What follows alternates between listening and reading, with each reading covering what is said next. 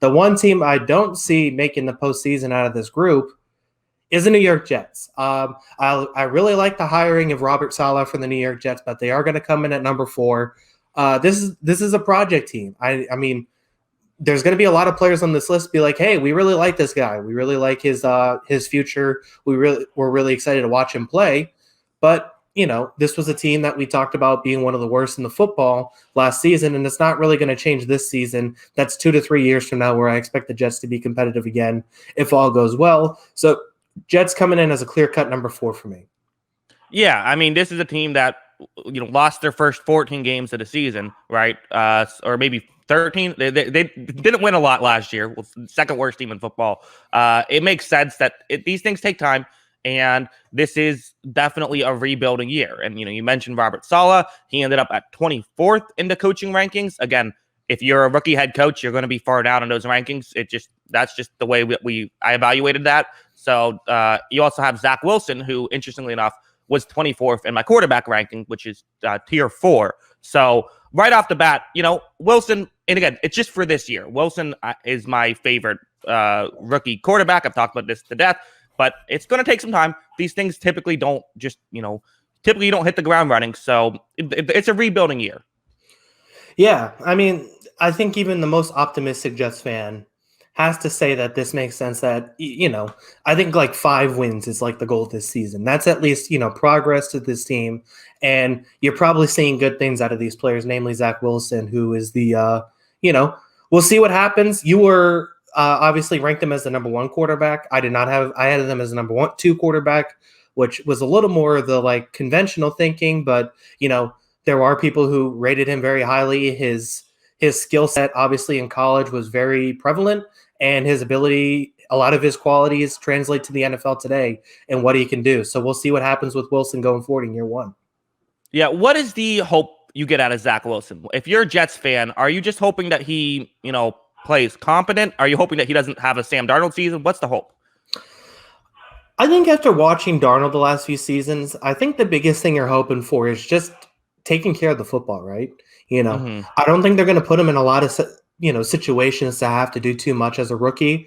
But I think the biggest hope is that, you're just not turning the ball over and putting your defense in the worst situations. Because as we're going to get into this defense, it's not terrible. This isn't like a dire situation on defense, I think. There are some places where they're bad, but I think there's some good players on defense. You just don't want to put them in a situation to lose immediately. So if he can just take care of the football and make the right throws, and then obviously if he has a few moments of magic like he did in college, then I'd say that's a really good season from Zach Wilson. Yeah, I think that's fair. We'll move on to the rest of the offense now. Halfback room isn't spectacular. They did draft Michael Carter in the 4th round, who some people are very high on.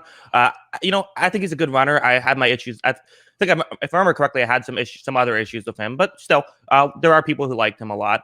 You have Ty Johnson, who I thought flashed a little bit in Detroit. He's a 3rd-year player, maybe getting a little bit more playing time, could do something. And Tevin Coleman, who barely played in 2020, is good in the Kyle Shanahan scheme, though, which is what this Mike LaFleur scheme will be like, we would assume, because he was under Shanahan. So maybe there's some thoughts there.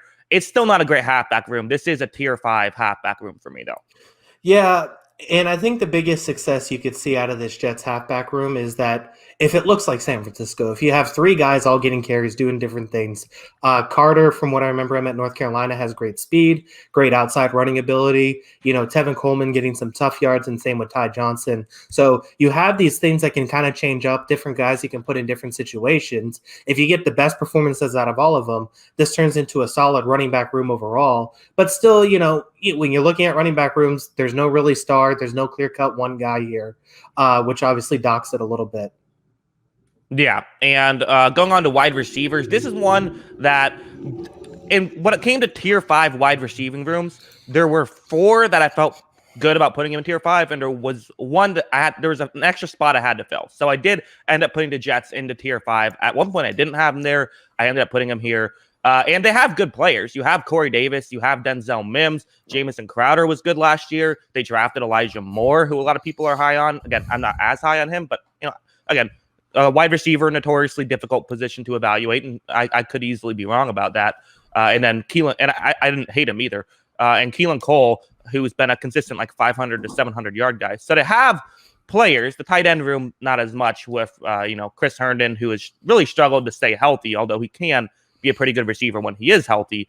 And then you have Tyler Croft, who's, sort of a solid blocker, and Ryan Griffin, who's kind of whatever at everything going into his 9th season.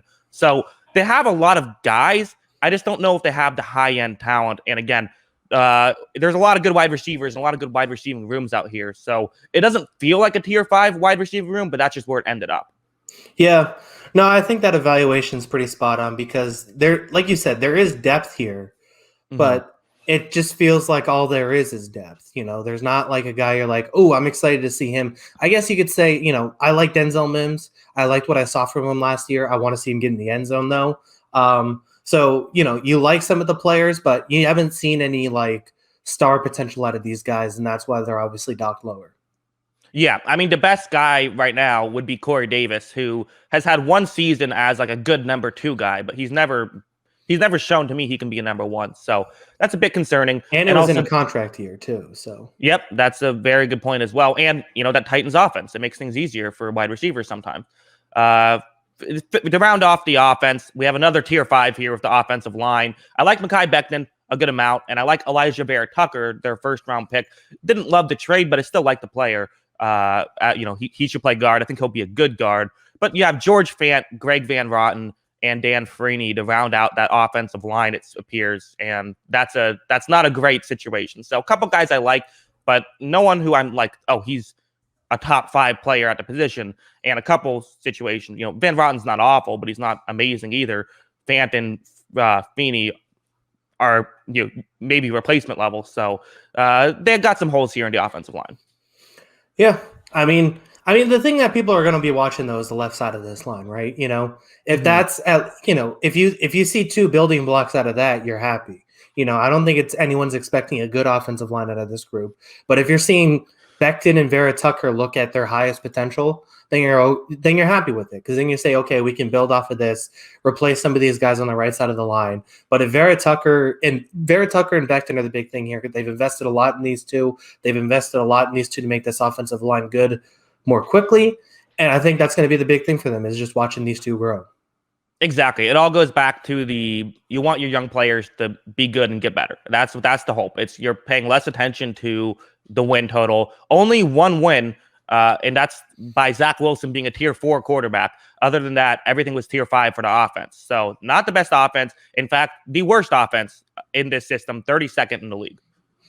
Yeah, and it seems harsh because, like you said, there is depth at the skill position spots, but until we see one of the guys look like a real 1,000-yard receiver or a 1,000-yard rusher, it's just hard to put it in that category, right? It's just going to that's always just going to rank lower than you expect. Yeah, I agree. And moving on to defense, the defense gets better, although there still is one glaring hole, and that's the coverage situation where you have for corners, you have Blesson Austin, Bryce Hall, you got guys that are like Javian Goodry and Lamar Jackson, who are, both undrafted free agents and look that way. The safety room's better with Marcus May, Ashton Davis, again, nothing special. Maybe we'll see some CJ Mosley, which could help the coverage. And then have Jarrad Davis, who again, I would say is replacement level. So this is not a good coverage unit. It's another tier 5 situation for the Jets. And again, these are things I value is how well do you cover? I don't know how much I trust these corners to cover.